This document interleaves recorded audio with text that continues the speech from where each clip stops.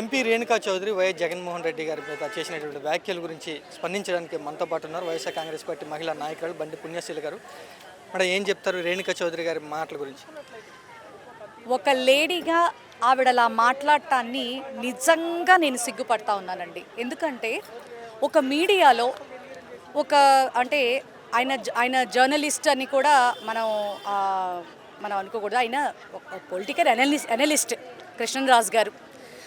వారు మాట్లాడిన మాటలు ఏవైతే ఉన్నాయో దానికి ఆయన మరుసటి రోజు బయటకు వచ్చి నేను టైమ్స్ ఆఫ్ ఇండియాలో వచ్చినటువంటి రిపోర్టు గురించి మాట్లాడుతూ సెక్స్ వర్కర్సు కొన్ని రాష్ట్రాల్లో మరి వాళ్ళ యొక్క జీవన భృతి కూడా అవకాశాలు లేక ఎట్లా ఇబ్బంది పడుతున్నారు అనే కాన్సెప్ట్ మీద నేను మాట్లాడుతూ అలా మాట్లాడటం జరిగిందే తప్ప నేను అమరావతిని హేళన చేసేటటువంటి ఉద్దేశం నాకైతే లేదు అని ఆయన బయటకు వచ్చి మాట్లాడటం జరిగింది.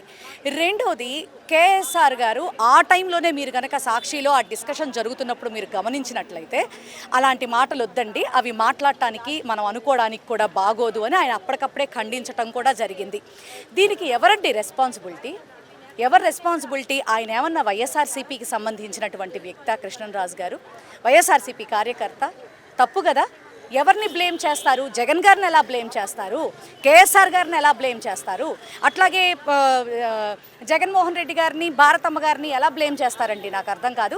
మరి అలా అనుకుంటే ఈ టీవీ5లో ఈ మూర్తి గారు కానీ, సాంబ గారు కానీ, అలాగే ఏబిఎన్లో వెంకటకృష్ణ గారు కానీ, అసలు వీళ్ళు పెట్టే డిబేట్లకి ఒక అర్థం పర్థం, రాష్ట్రానికి ఏదన్నా ఉపయోగపడేటటువంటి వ్యవహారాలు ఎప్పుడైనా ఏదైనా జరిగినాయా? అసలు నిజంగా ఆ సాంబ గారు అయితే లా భాష మా భాష కూడా మాట్లాడటం జరిగింది. మరి వీళ్ళందరినీ ఏం చేయాలండి? వీళ్ళందరినీ ఏం చేయాలా? జర్నలిజానికి తూట్లు పొడుస్తూ జర్నలిస్ట్ అనే పదానికి నిజంగా ఎంత దిగజారుడుతనాన్ని తీసుకొచ్చి ఎంత అసహ్యమైనటువంటి రూపాన్ని తీసుకొచ్చారో ఈ టీవీ5కి సంబంధించిన వాళ్ళు కానీ, ఈ ఏబిఎన్కి సంబంధించినటువంటి వాళ్ళు కానీ. మరి వాళ్ళు అసలు టీడీపీకి సంబంధించిన వాళ్ళు ఆ డిబేట్లలో కూర్చుంటే అసలు వాళ్ళ భాష చూస్తే రోత పుడుతుంది. మరి కేఎస్ఆర్ గారు ఏ రోజు కూడా అలాంటి మాటలు విశ్లేషించడం అనేది ఏ రోజు జరగలేదు. అలాంటి ఒకవేళ మాట్లాడినా కూడా ఆ పెద్ద ఆయన్ని ఎప్పుడైనా మాలాంటి వాళ్ళని కలిసినప్పటికీ కూడాను ఎప్పుడైనా సరే సబ్జెక్టు మీద మాట్లాడాలి తప్ప పర్సనల్ ఎలిగేషన్స్కి ఎప్పుడు వెళ్ళకూడదు అని చెప్పి వారి ఇదిలో వాళ్ళు ఆయన చెప్పడం జరుగుతూ ఉంటుంది. సో అంత పెద్ద ఆయన్ని అరెస్టు చేయటం వల్ల మీకు వచ్చిన పైశాచిక ఆనందం ఏంటి?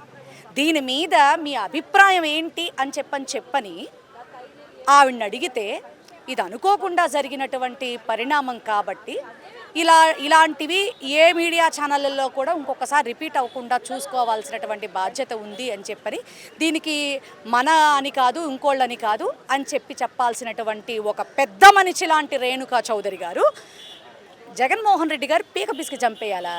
అదే మాట తిరిగి మేమంటే వయసు వస్తే సరిపోదు కదా, ఎంత గౌరవంగా మాట్లాడాలి.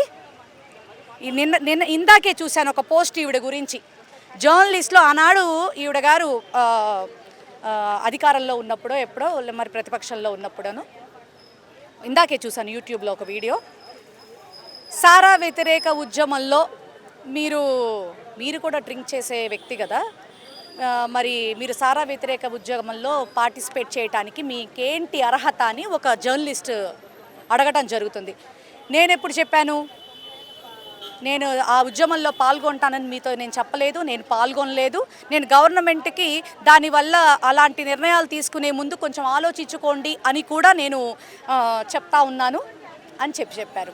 ఇలాంటి వాళ్ళ అభిప్రాయాలు ఎవడికి కావాలండి? వయసు వస్తే సరిపోదు, రాజకీయాల్లో నేను సీనియర్ని అని చెప్పుకుంటే సరిపోదండి. మాజీ ముఖ్యమంత్రి ఆయన చిన్నవాడైతే ఏమి, మాజీ ముఖ్యమంత్రి వర్యులుగా మీ చంద్రబాబు నాయుడు గారు 40 years ఇండస్ట్రీ అని చెప్పుకుంటూ 4 మార్లు ముఖ్యమంత్రి అయ్యి ఆంధ్ర రాష్ట్రానికి ఏం చేశారో ఒక్కసారి గుండెల మీద చెయ్యేసుకుని మీరు ఆలోచన చేసుకోండి. 5 ఏళ్లలో చరిత్ర సృష్టించాడు జగన్మోహన్ రెడ్డి గారు. ప్రజలే పరమావధిగా పనిచేశాడు. వాలంటీర్ వ్యవస్థను తీసుకొచ్చాడు. ఇంటికే ప్రభుత్వం అని, గడప గడపకి ప్రభుత్వం అని ప్రభుత్వ విధానాలన్నీ ప్రజలకు అందించాడు. ఈరోజు నిజంగా ప్రజలు పాలిచ్చే కల్పవల్లిని వదిలిపెట్టి తన్నే దున్నపోతును తెచ్చుకున్నామని చెప్పని ఈ రోజున ప్రతి ఒక్క మహిళ కూడా చాలా బాధపడతా ఉంది. నిజంగా అలాంటి మాటలు ఎవరు ఎంకరేజ్ చేయరండి. పొరపాటున జరిగినటువంటి విషయాన్ని అది వైఎస్ఆర్సీపీకి అంటగట్టి, జర్నలిజంకి అంటగట్టి వీళ్ళు తీసుకుంటున్నటువంటి ఈ చర్యలు ఏవైతే ఉన్నాయో అవి ఎంత నీచం, నికృష్టం, రాజ్యాంగానికి తూట్లు పడవటంగానే మేము భావిస్తూ ఉన్నాం.